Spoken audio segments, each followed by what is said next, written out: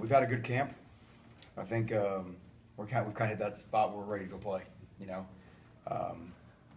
we've gone against our offense enough times. We've had the opportunity this week to work a little bit of scout team in, so we can start working on some different looks that we anticipate seeing coming up and getting into some game preparation. We're obviously focusing our attention. Our guys are highly focused on Southern Miss at this stage. They're ready to go play. They understand what a big game that's going to be, what a great environment that's going to be, and what a great game for the state.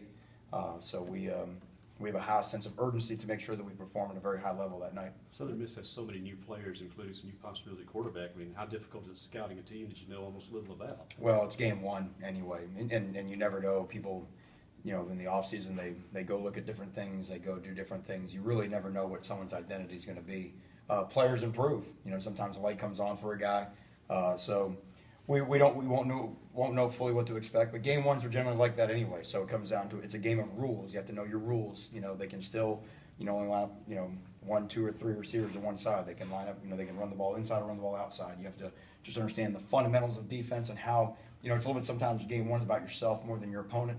And then fundamentally being doing well tackling, obviously in game one is paramount. So we've done a lot of work on that, try to pride ourselves on being a great tackling football team. What are some of those signs that the guys are ready to play as you see as a coach that they're just kind of tired of practicing, ready for games to start? Yeah, well, because you go against your offense so many times and you get tired of seeing the same guy. You can only just run into somebody so many times before you prefer to run into somebody else. Right. And the offense feels the same way. But at the same time, you have to broaden your horizons mentally because, we don't play Mississippi State on offense. So they may do things offensively that we may not see for, 13 weeks this season. So you have to be careful that you end up kind of just getting used to what you're seeing every day, and then understanding that, hey, listen, there's other things out there that we're going to have to defend. How well do you think the guys have picked up your defensive scheme that you put in the spring?